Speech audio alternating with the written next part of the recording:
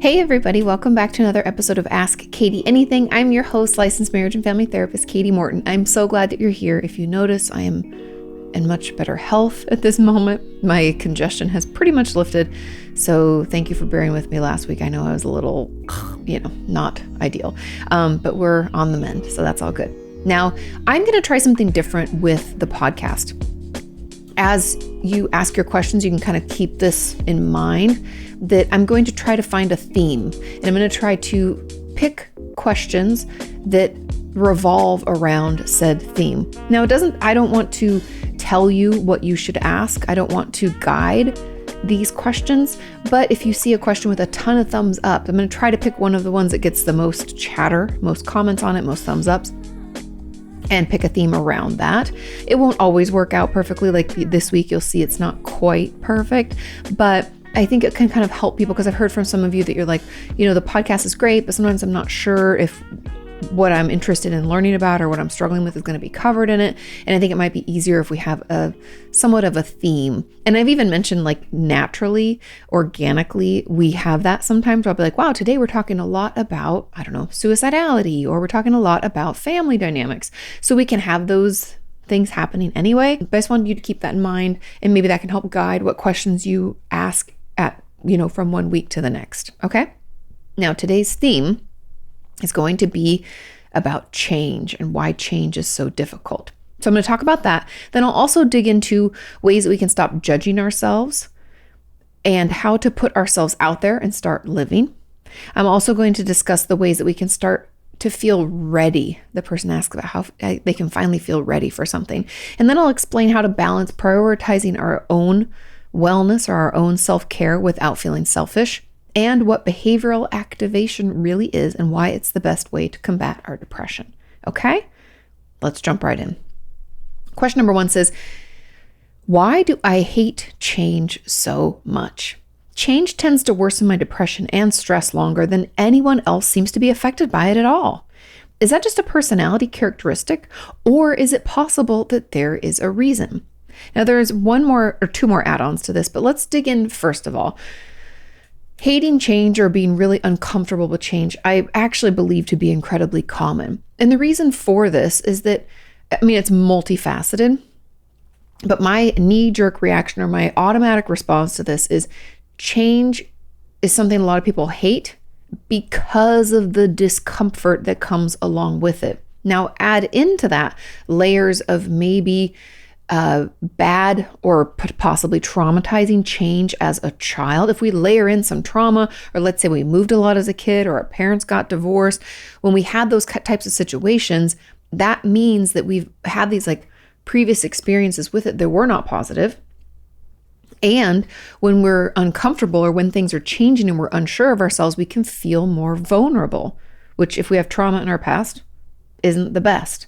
And so change in general isn't something that most people, I'm not saying some people love it, some people relish in it. I have a friend who prefers that his job be for just 2 or 3 years, and he likes to jump. So he likes early startups, and he's always moving around like that. He loves the challenge and the change, the newness of it, okay? Now, that's not everybody. A lot of us don't enjoy it because we don't know what we're doing. We're not sure what the next steps are. It makes us feel really uncomfortable, really vulnerable, and it increases our stress level because of all of those things, or possibly our anxiety. So I don't know what resonates with you, if all of that resonates with you, but those are all great reasons or explanations as to why you could find yourself hating change so much. There's comfort in things staying the same. There's also stagnancy and, maybe never having things improve, and that's not great. But for many of us, I've even talked about this in the past, that even if we find ourselves in these repeated toxic or abusive relationships over and over and over, even though that feels shitty, the unknown of not having that same type of dynamic that we're comfortable with, even though it's shitty, that feels scarier, the unknown. Right? And so we'll stay with this comfortable yet harmful relationship because that sometimes is easier than change, than the what's next. And so that would be one of those reasons I would be my hypothesis is that that's what's making you hate it so much. And that's why it makes your depression and stress feel worse, because you aren't sure. And I would assume you like consistency. You like things you can count on. Reliability is very soothing to your nervous system, as it is to mine as well. And therefore, when things are changing abruptly or shifting a lot, it either could be a trigger from our past and bring up some of those like trauma, hypervigilance responses, or that discomfort could be something that we would prefer to avoid at all costs. I hope that kind of helps. And I don't know exactly where it would come from for you, but hopefully that gives you an idea. Now, there were add-ons to this. It says, Kati, when things change, for example, environment or life in general, how do we deal with it, especially if we're autistic? Why does change lead to meltdowns and longer periods of adapting than others? Or why do we become like we want to fight the change if we're not ready for it? Why is it so distressing? Now, not all autistic people, but many autistic people very much struggle with change. And I don't specialize in this, so I'm sorry if this is like too simplistic and I'm not, covering all the nuances, but autistic people tend to get dysregulated very easy. New sounds, new situations, new people, new expectations are very dysregulating. And we can really struggle to handle that, to self-regulate. Self-regulation is not our strong suit. That's why people, do the rocking, the repetitive behavior. That's them trying to soothe. We're doing our best to soothe our system. Now, if our environment and things are just changing and we have no control, like a member of our community had shared, this is probably like a year or two ago now, that she was like forced to move out of her apartment because it was going to be like torn down and turned into condos. She was like, I have 30 days to find, and it was just like rocket ship to the moon of anxiety, overwhelm, and dysregulation. And so when we're autistic, it makes it's like compounding. It's another layer. I talked previously about like the vulnerability or the unknown and the uncomfortable. And like that makes us stressed out because we're not sure what it's expected of us. Well, if we're autistic, we have all of that, right? Plus the fact that we really struggle to self-regulate. Self-soothing is not something that is easy for us, and it can take us a while to get there. And if we don't have great tools or techniques or things that have assisted us in the past, we can kind of feel like we're, feeling around in the dark and we're not really sure what next steps we should take. And so that's really why, and that's why meltdowns too. When we have meltdowns, it's because of our intense dysregulation. There was an article I read years ago, I've shared this before, that I thought was really powerful. It was talking about considering the brain of a neurotypical person being like a radio. And this radio is connected clearly to the, let's say, FM 150. So it's connected to this station. And we hear it so clearly. It's perfect. And it's coming from song to song. There's the DJs, yada, yada, yada. The radio is buzzing along. Now, when we have autism, it's like the wire that's going into the radio is frayed. And so along with the music and the DJ, we hear this in the background and it popping, pop, pop, and it comes in and out. We hear it and then we don't hear it. And we just can't like get in tune with it and relax. It just doesn't feel relaxing. Everything's just so loud and overwhelming. And that's what this person, it was a person who wrote this article that was trying to describe their experience of being autistic. And I think that's really powerful, because if we consider that like it feels sometimes like the world we're being tuned into through frayed wire.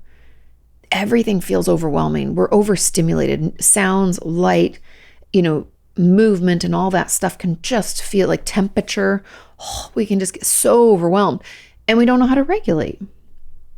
And so I bring that up just to say like, that's kind of the why behind. And again, I know I'm not a neurologist. I don't specialize in the treatment of people with autism, but that's what I know. And that's what many of you have shared with me. And so that I think is why environment and life in general is not, we prefer it to be consistent, and we prefer warnings up front. Like I remember when I first became a therapist, when I was studying in school about this, for a long time, I thought I wanted to be a developmental psychologist and work specifically with children, a lot of them being autistic. Now, one of the first lessons that I learned about this was the fact that if we're in a school setting working with high needs children, which is one of the avenues that I had looked into, we have to give ideas to the children about the structure of the day and give warnings before changes in classroom. Like for neurotypical kids, the bell rings and we quickly, gather our things and go to our next class. But for those of us who are autistic, or some of us are neurospicy in some other way, those abrupt changes with the bell, it's too fucking loud, it's so distressing, and we have to move quickly to the next thing. We only have a few minutes. That can be overwhelming. We're like packing up our thing and it's too much. And so we kind of need a warning. Like teachers, I was taught to like, hey, if you're going to go around, you should say like, let's start packing up a couple of our things because we have about 5 minutes and then the bell's going to ring. And, and so it's just like you're preparing their system for this. So we can do some of the things, we can find ways to calm our nervous system down, and we can manage that adjustment. I hope that helps to make sense. Now, there was another add-on. It said, how can I deal with this hatred of change when it's tied to the inevitability of loss in life? For example, I dislike traveling because the people I love could die when I'm gone. Oh, wow. Interesting. I'm not sure how to overcome this because it just seems like I'm hyper aware of the possibility of death. Yeah, I think this has more to do with our fear of death than it does actual change. So I'm hyper aware of the possibility of death, which is just a factually true possibility. I hope this makes sense. Thank you. Of course. Now for this add-on, my honest opinion is this has more to do with fear of loss and fear of abandonment, maybe. It could be attachment issues as well, than it does with change. It's not really change. It's about the fear that we're going to miss people, that they're going to die when we're gone. And I guess if you brought this up in my office, my questions would be, what would happen, or what would be your process within yourself if you were not there and someone that you love passed away suddenly? Because I'm asking that because I'm curious about like what the root of the fear is. Is that we wouldn't get to say goodbye? Okay, what does saying goodbye signify to you? Like, what's its importance?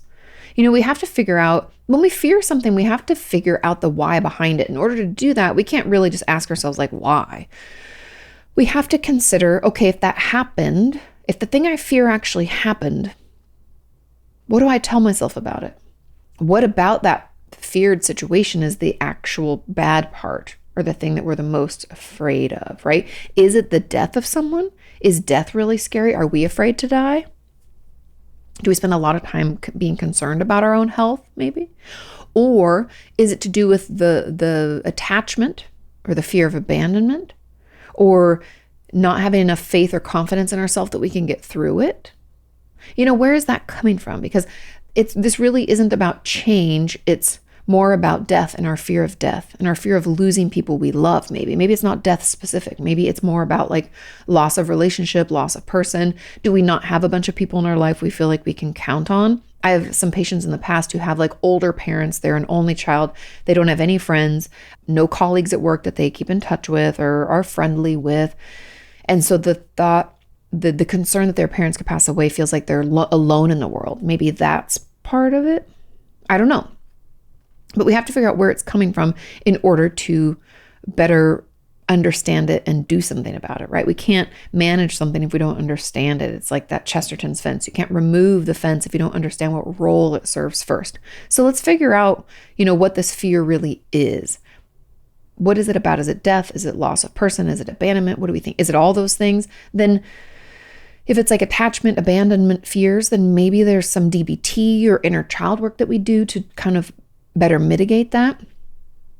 If it's fear of death itself, then maybe it's something we explore in therapy to better understand where this fear comes from. Is it the finality of death? Like, what is it about death? When did you start fearing it?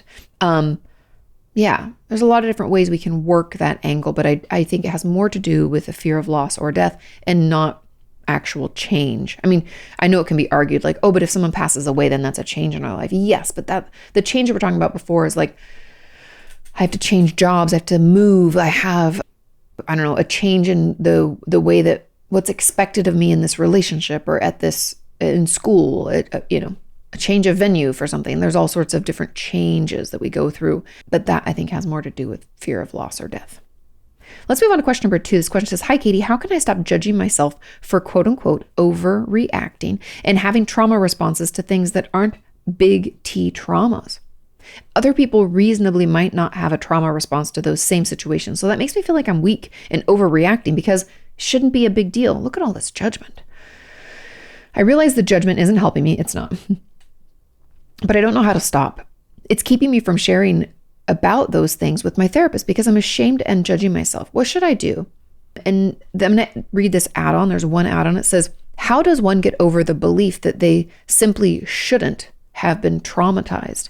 As a therapist, you ever seen a client who's thought they were having too significant of a reaction to a potentially traumatic event? Yes. Okay, now let's dig in. So overreactions, there's two pieces to this. First of all, the word overreaction, or even the belief or the thought that we can have an overreaction, is such a judged term when it's actually incredibly helpful and natural. And the reason that it's helpful and natural is because when we overreact, that means that the reaction that we have isn't at least commensurate or in line with the situation at hand. So we're overreacting, which tells us that something bigger is going on. Meaning, if Sean, I get home from work, he doesn't know this, but I've had like the shittiest day. I got yelled at. I didn't know how to give a presentation and I did, and it went terribly. I got reprimanded by my boss. There were bunches of traffic on the way home. Let's say all those things are happening, blah, blah, blah, blah. My resilience is down. I get home and he's like, I know you really wanted pizza for dinner, but the wait for pickup was like 2 hours. So I just went ahead and made us some chicken and vegetables, let's say. An overreaction would be me freaking out, being like, I can't believe it. I get really angry. Why would you not? I can't believe I wanted pizza. Just one thing should go right today. Blah, blah, blah. I just come unraveled. I overreact. Now, yes, I'm still responsible for the way that I interacted with Sean and for my essential meltdown at the face of not having the right dinner or the dinner that I had wanted. However, in the therapeutic sense, that overreaction tells me as the person overreacting, as well as Sean, that like something else is going on. Like it's not really about the pizza. You know what I mean? It's like the straw that broke the camel's back. When things are happening and bigger issues are afoot, if we have this explosive reaction to a very small trigger, that means that either A, there's more going on, like things have happened before, my resilience is low, or B, that there's like a deeper root to it. And in your case, that's what it is, this deeper root. So you have trauma, you've been traumatized. And we can compare, and I know we want to compare our trauma to someone else's, but unfortunately, PTSD and trauma isn't like pie. If I take a slice and say I was traumatized, that doesn't take a slice from you. That doesn't mean you can't access the whole pie if you want, right? There's no limit. You can take as much of it as you need. You can own and acknowledge as much of it as you've experienced. There's enough to go around, as shitty as that sounds. And so when you're having these overreactions, they're trauma responses. And even though you're saying they aren't big T traumas, the thing that's important to remember about big T versus little t, for those who don't know what I'm talking about, a big T trauma is like a one big event that happens. Let's say we were in a car crash. Let's say we were assaulted. Let's say that we watched somebody we love die. So big T event, big trauma with a big capital T. That can cause PTSD. But what can also cause PTSD are a ton of little T events. And my good friend, Dr. Alexa Altman, describes these. I talked about it in my book, Traumatized. She wrote a beautiful excerpt for it about this, where it talks about it like it's waves. Now we can have one big tsunami of a wave. It washes in and it pulls us out. Or we can have a bunch of small waves that hit us like just at like first at the knees, then it's at the waist. And they just keep hitting us and we can't get our footing. And before we know it, we've been pulled under as well. So the actual conclusion or the precipitating symptoms and potential mental illness diagnosis of PTSD is all the same, regardless of whether it took one wave or a bunch of little waves. So big T or little t. And they're weighted the same in my mind because trauma is a trauma is a trauma. I don't care if I even hate the little t, big T, because little makes it sound like it's less than. It's more like, was it one large event or was it a bunch of little events? Even that feels a little minimizing, but you get the gist. Like traumas are traumas. And sometimes it takes a few more to knock us down. Okay? And so for you, this overreaction is tied to trauma. And that's the reason that you're having such big responses. And I would even argue the fact that you don't feel safe to talk about this in therapy is exacerbating that. It's meaning that it's happening more often, probably with more intensity, because we don't have a place to even talk about the things that have happened to us and the things that are triggering us today. So it's like, feels like it's happening all the time. We're probably feeling re-traumatized, getting hit with more T's along the way, throughout our days. And the reason that this happens is because part of trauma, part of PTSD is that we minimize and we invalidate our experience. And I think that really comes from, the more I've talked about it over the years and the more I've researched it, I believe that happens because in order to survive our life, to keep pushing through, to overcome it, or at the very least not die from the trauma, right? Because our brain and body, the whole goal is to keep us alive, keep us going forward. So in order to do that, we have to minimize and invalidate what happened, because if we really admitted what took place and the bad things that happened to us, we would not be able to get out of bed, wouldn't be able to function, right? Wouldn't be able to continue on. And so we downplay it. We act like it's not that big of a deal. And that's where that judgment's coming from, is really out of your trauma. And my advice really for you to share this with your therapist. And the way I would go about this is to let them know that you have a lot of judgments about your trauma. We don't have to say it directly what's happening. To say I have a lot of judgment about my own reactions to my traumas because I feel like, other people had it worse. That might be a way in. I don't know if you think you could say that, but I would encourage you to try, because that's really the truth. We're thinking that because other people had it worse, that means that we can't have had it bad. And that's, like I said, there's no limit, there's no shortage of the amount of pain to go around. And so start talking about it that way with your therapist. As far as what you can do, we can notice those thoughts and we can distract ourselves out of them. We don't have to engage with that minimizing, invalidating, and shit-talking thought. Or the thoughts, really. It's probably like this spiral. We don't have to engage. Do something else. If you find your brain going in that direction, even if you're laying in bed, get up and stomp your feet out, go splash some cold water on your face, give it one of these, and try again, right? If it's during the day, maybe that means we get up from our desk, we go take a big breath, maybe we get another cup of coffee, we shake it out. So do something like that. But we're going to have to get in the way between ourselves having that one thought and it turning into a spiral, because that spiral is not taking us anywhere positive. So distract. Okay. And then the comment about how does one get over the belief that they shouldn't have been traumatized? That again still sounds like judgment. It says, as a therapist, have you ever seen a client who thought they were having too significant of a reaction? 100%. Every one of my patients who's been traumatized thinks that they're overreacting to what happened to them. The only people I guess that I've ever seen that didn't feel like they're overreacting were people who were like in a car crash or something. One of my girlfriends was like robbed at gunpoint, terrifying, you guys, in Houston. And she never felt like she was overreacting. But I think that's different than what we would often call those little T traumas, like our parents getting divorced and it being kind of nasty, us having to move a lot, never feeling stabilized. Like all those things are incredibly difficult, incredibly painful, and incredibly dysregulating. And because they happen, that, they can feel like commonplace. Like, well, a lot of people go through that. We try to minimize the fact that it could have such a detrimental effect on ourselves. And we forget as adult us how it was when we were child us, and like the lack of resources and the lack of ability to manage. Or we forget what it was like when our husband or wife first asked us for a divorce, right? We forget that. We look back and think like, oh, it wasn't that big of a deal. But in the moment, we have to remember. And so getting over that is talking about it in therapy and combating those negative thoughts. And you can combat it. I mean, I don't really even think arguing is that effective at this point. I think let's distract as we process it through the true root of it in therapy. Okay. Moving on to question number 3. This question says, Katie, I'm often told that I don't have a life. How do I put myself out there and start living? Now we have an add-on to this, but let's just jump into this first. First of all, people in your life that say you don't have a life, I think is kind of harsh and rude. And I don't really like those people. I might not want to hang out with them myself, and I might isolate as well. I have a couple questions for you, because when I read this, my first thought was, are we depressed? Be honest, because not everybody's super social. Not everybody feels like they have to have 1,000 friends and be doing something every night. But if you believe in your heart of hearts that you don't have a life and that you aren't really living, can't put yourself out there, where's that coming from? Do we have social anxiety? When did this start? Have we ever had close friends? How's our family situation? Are there anybody there that's worthwhile, or all best to not see them? And I only ask because there's a couple of pieces. Number one, depression and anxiety can hold us in a place we don't want to be in.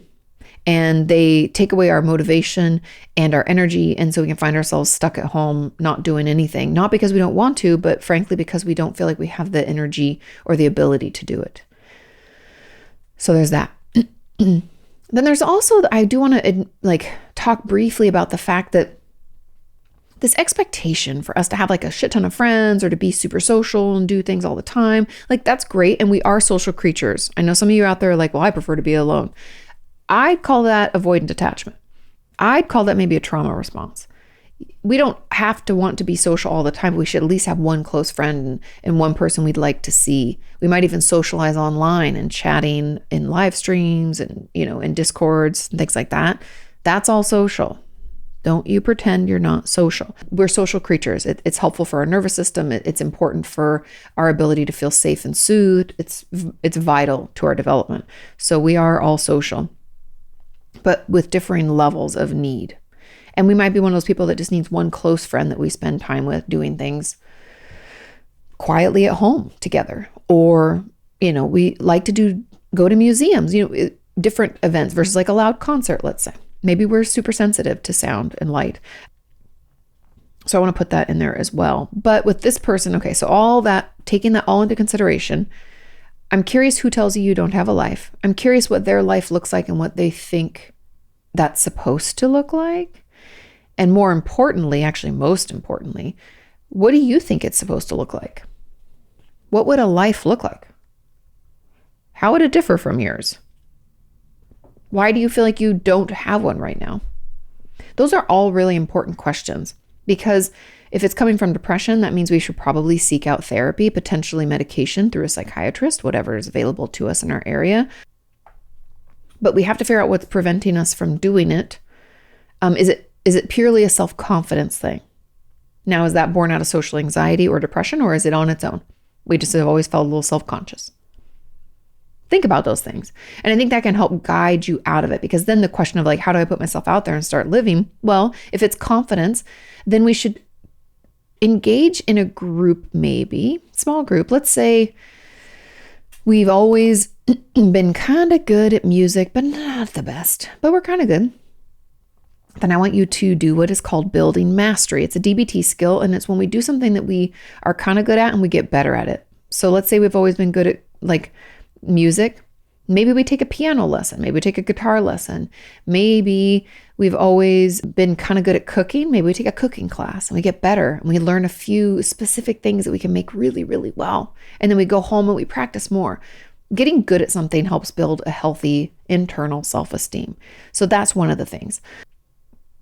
Also, for self-esteem, we have to mitigate that negative self-talk. Notice how we're talking to ourselves, distract or argue back with less negative thoughts, not positive, but less negative. All of that, I believe, helps set us up for success, helps us feel confident enough to put ourselves out there and, as you say, to quote unquote, start living. But you do have a life, you are living. It might just be different from what other people do. And I don't think that we have to compare ourselves to others as often. If people are doing that for us, maybe we don't see those people. Because for someone to say we don't have a life, I feel like that's just very rude. It's one thing if we're like, no, I just prefer this. And I have one good friend and I see them. They just don't know them, It doesn't have to look like the way that everybody else's life looks like. Our life can be ours and unique and different, and that's what makes us wonderful. There was a comment on this that along with putting yourself out there, how do you date as an introvert? I'm very introverted and find social situations draining, especially in recent years. I'd like to have a partner eventually, but I'm having a lot of trouble meeting people. In my regular work or social life, there aren't many available or appropriate people to consider having a relationship with. On the other hand, online dating with completely new people feels absolutely exhausting as an introvert. Every date is essentially a draining social outing, and worse, it's one-on-one, so there's no relief. I've got ideas for you. Is there a way to make any of this work as an introvert? The only way I can think is to potentially find a group hobby. You read my mind. but I haven't been able to find or seriously commit to one. Should I resign myself to being partnerless and just get a dog at this stage? LOL. Dogs are great conversation starters with people. I'm in my late 20s. I've never been on more than a handful of dates, and they never ended up leading anywhere. I believe group hobbies is going to be your thing. And group hobbies is one way to look at it, like, oh, I can take a class on blank, blank, blank. Or I can find out I can take a course that is being offered at the local community college or the local trade school.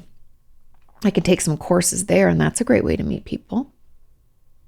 I would encourage you to do the ones in the evenings because those tend to be older people, meaning not people 18, 19, 20, and you're in your late 20s. So we want to, meet people more around our age, I would assume. And that, I believe, will be better for you, not only because it's a group, but also you're not the one that's having to lead the class. You don't have to, keep conversation going because that's exhausting, but you get to learn. Maybe there's a group project that we work on, and there's questions in class. You can chitty chat right after and right before. And those are very time limited interactions. So like, I got to get myself up. Okay. I'm just going to go there 10 minutes early so I can chat with other people, right? You can even write down some conversation starters, get you going, warm you up, right? We can do that. And that, I believe, is a way in. Group hobbies are great as well. If there's like a hiking club, I know you said you haven't been able to find or seriously commit to one. Keep trying. Let's keep trying until we find one that we like, one that works for us, one that feels good. It's going to take some time. And I'll be honest, I'm not the best at committing to that stuff either or finding it. But if this is something that you want, the time is nigh. It's time to do it. And the good news is if you live anywhere near any kind of city center, even my hometown, which is super small, 10,000 people live there. They had like a knitting group and a beer brewing group that Sean and I stumbled across when we were there last. So even though there's two totally drastically different things, also you could volunteer your time at some local something, right? Like if you have a local museum or a local, event center, or, you can sign up and help out anything in the community. Like even our community here, they'll have there's a community symphony, and you can volunteer to help hand out pamphlets and get people set up and let people in and blah, blah. You can do that. So let's find something for you. Okay. Now is the time to commit. I know it's hard, but dating the traditional way isn't working for you. So let's try something different. Let's move on to question number 4. It says, hey, Katie, can you please talk about how to get or feel ready for something? I read that feeling not ready or simply not being able to do things can be connected to not wanting to feel ready for change. The thing is, I know that I want to have a romantic relationship, but still feel not ready. What can I do here? Thanks for the positive impact you make. Of course. And this other person said, what about getting or feeling ready for change? Like taking next steps in our lives, but then staying absolutely stuck due to fear response and or inner child trying to protect because she's too scared. Okay. Now, you might be surprised at my response. I don't think we feel ready for a lot of things, and we should do them anyways. I know that feels uncomfortable, but change is fucking uncomfortable. And if we keep waiting until we feel ready, we'll be waiting forever. Because we can never know everything. We can never be completely prepared. We can never consider all options, all opportunities, all decisions, and ensure that we're going to make them 100% correctly or do it perfectly. We just can't. Like if you asked if I was 100% ready to move to Texas, the answer would be fucking no, not even a no, absolutely not. If you asked if I was 100% ready to be a therapist, you guys, the amount of the terror that I experienced during that very first session, overwhelming. If you asked me if I was ready to get married, I think I thought I was, but you still don't really know, right? I'd never been married before. I didn't know what the process was like. And the wedding, oh my God, is so overwhelming. And the planning and the stress, right? But you do it anyway.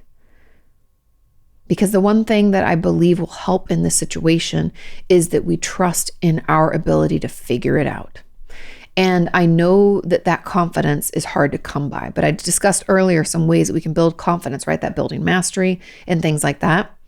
I believe that that's where it comes from. I believe this, and I'm not ready. I don't feel ready. How do I get ready? Is more like, I don't trust myself. I don't know if I can do it. I'm unsure of whether or not this should be something that I take on. right? Probably a lot of negative self-talk, probably a lot of random expectations that we've heard from other people and we're not sure if we should apply them to ourselves.